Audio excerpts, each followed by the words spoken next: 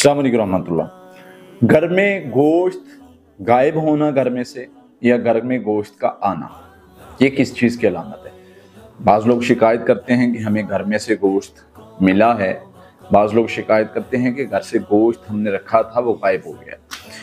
ये दोनों चीज़ें अगर बार बार हो रही हों तो ये कोई अच्छी अलामत नहीं है। ये प्रॉपर इस चीज़ को ज़ाहिर करती हैं कि जिन्नात का आना जाना इधर है, जिन्नात की मौजूदगी है, जिन्नात का घर में किसी भी मामले में इंटरफेयर करना, ये नज़र आता है कि मौजूदगी है, आना जाना है, वो किसी भी तरह से हो सकता है।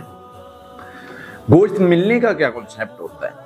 देखें, गोश्त चुराने का मकसद तो बहुत सारी चीज़ें हो सकती हैं। जिन्नात शयातीन शरारत करते हैं, अपनी खुराक ढूंढते हैं, या इससे रिलेटेड बहुत सारी चीज़ें हो सकती हैं। लेकिन जो मिलना होता है उसका क्या कॉन्सेप्ट है?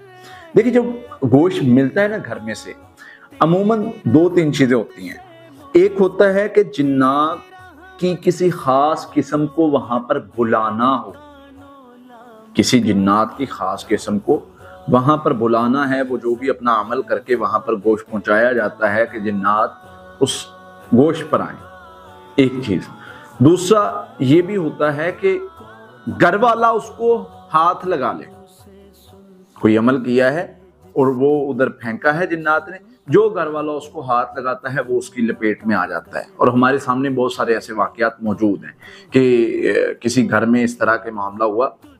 हम ये कहते हैं कि भाई पहले अपने आप को हिफाजती पढ़ाई करो, फिर पड़ा हुआ पानी उस पर डालो, जो भी चीज़ है, फिर उसको किसी ग्लव्स के साथ या कपड़े के साथ पकड़ के उसको धोए हुए को किसी जगह पर फेंक दो, तो ये उसको ज़ाया करने का तरीकाकार हो सकता है।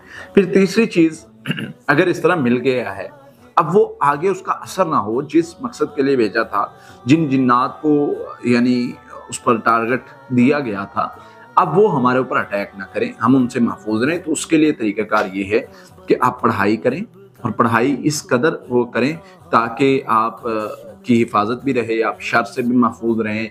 कोई भी शर आता है और वो सिंपल हिफाजती पढ़ाई रहेगी। हिफाजती पढ़ाई करें, घर में सूरत बकरा की तिलावत चलाएं। सूरत बकरा पढ़ सकते हैं तो बहुत ही अच्छी बात है, कोई शर आपको नहीं पहुंच सकता। तो ये चंद एक चीज़ें हैं, अल्लाह की रहमत से अगर आप इनको करेंगे, अल्लाह के फजल से, अल्लाह की रहमत से आप हर तरह के शर से महफूज रहेंगे। वो कोई भी शर होगा वो आपको नुकसान नहीं पहुंचा सकेगा।